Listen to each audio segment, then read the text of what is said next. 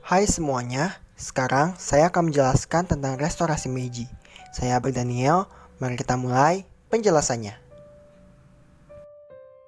Sebelum jadi negara yang terbuka dan modern seperti sekarang, dulu Jepang merupakan negara yang tertutup dan merupakan negara yang feodal. Selain itu, bentuk pemerintahannya masih kekaisaran yang dipimpin oleh seorang kaisar dan shogun yang merupakan panglima pasukan.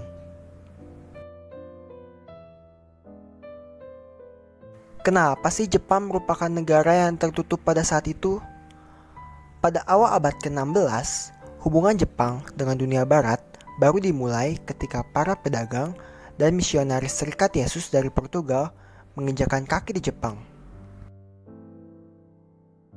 Namun tidak lama setelah itu, pada tahun 1639, Shogun Tokugawa menjalankan kebijakan Sakoku yang mengisolasi Jepang dari dunia luar.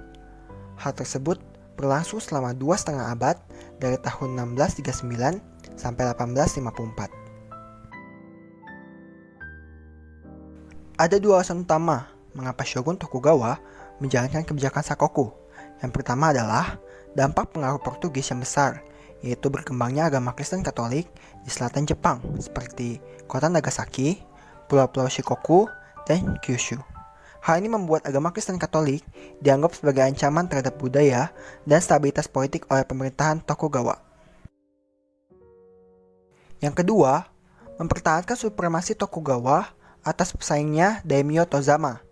Daimyo ini telah lama menjalin hubungan dagang yang menguntungkan dengan bangsa-bangsa Asia Timur seperti Tiongkok dan Korea.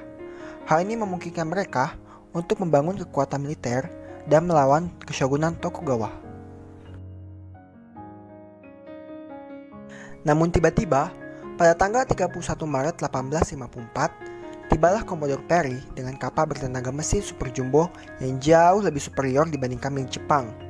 Kekuatan militer Amerika Serikat yang jauh lebih besar memaksa Jepang menandatangani Konvensi Kanagawa pada tahun 1854. Inti dari konvensi tersebut yaitu kesediaan Jepang membuka diri terhadap Barat dengan membuka pelabuhan-pelabuhannya untuk kapal-kapal asing yang ingin berdagang, menjamin keselamatan kapal yang karam, dan menjadikan kedutaan Amerika yang permanen.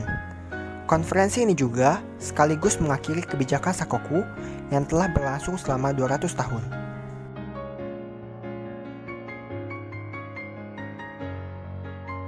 Karena hal tersebut, Shogun Tokugawa dituding sebagai pihak yang paling bertanggung jawab. Setelah itu, keshogunan dihapuskan dan kekuasaannya berpusat ke tangan kaisar, yaitu Kaisar Komei. Berkat terbukanya pelabuhan Jepang untuk kapal-kapal asing, barulah di situ Jepang sadar betapa tertinggalnya mereka dibandingkan negara-negara barat.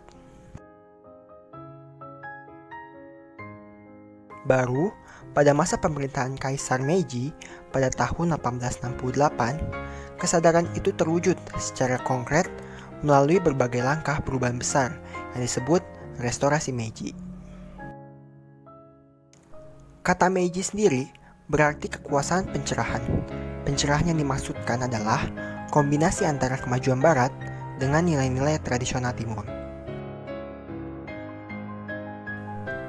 Dengan visi inilah, Meiji mengutus beberapa pejabat ke Amerika Serikat dan Eropa yang lazim disebut misi Iwakura. Tugas pokok misi Iwakura adalah mempelajari seluk-beluk kemajuan Barat, termasuk sistem pendidikan, teknologi, serta ideologi yang mendasari kemajuan itu. Sebagai hasil dari rekomendasi misi Iwakura, Jepang akhirnya memutuskan mengadopsi sistem politik, hukum, dan militer dari dunia Barat. Kabinet Jepang mengatur Dewan Penasihat Kaisar, menyusun konstitusi Meiji, serta membentuk parlemen kekaisaran.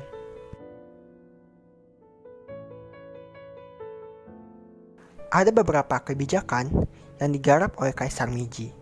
Yang pertama, di bidang perindustrian, seperti 1. Membangun industri-industri seperti pabrik senjata, galangan kapal, dan pabrik pemintalan. Yang kedua, mengembangkan sistem jaringan kereta api dan komunikasi modern.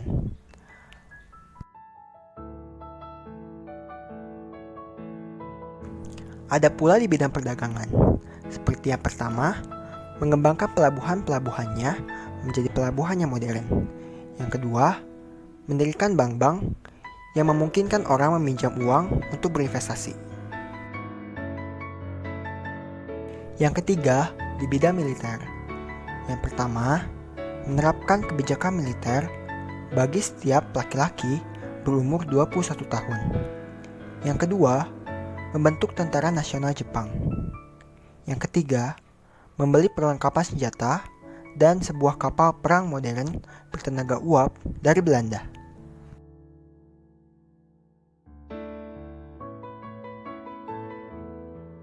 Ada juga di bidang pendidikan. Yang pertama, menerapkan wajib belajar bagi seluruh generasi muda bangsanya dengan kisaran umur 6-14 tahun.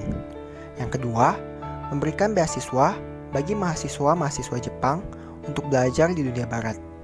Yang ketiga, mendatangkan banyak konsultan pendidikan dari barat untuk membantu pendidikan di Jepang. Yang terakhir, ada di bidang sosial. Yang pertama, menghapus 4 kelas atau kasta di dalam masyarakat. Yang kedua, menghapus feodalisme tradisional di mana kekuasaan berada di tangan tuan tanah atau biasa disebut daimyo. Yang ketiga, melarang adat istiadat yang bersifat feodal peninggalan masa lampau, seperti memperlihatkan dan memakai katana dan kimono. Berikut beberapa pencapaian yang telah dicapai oleh Kaisar Meiji. Yang pertama, ada dalam bidang pemerintah. Meiji telah menumbangkan pemerintah federal sehingga pemerintah Jepang bercorak demokratis. Yang kedua, ada dalam bidang ekonomi.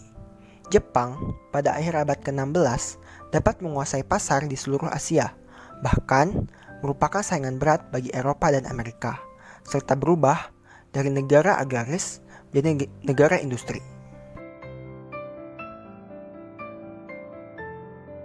Yang ketiga, di dalam bidang pendidikan, yaitu Jepang menjadi negara pertama di Asia yang bebas buta huruf.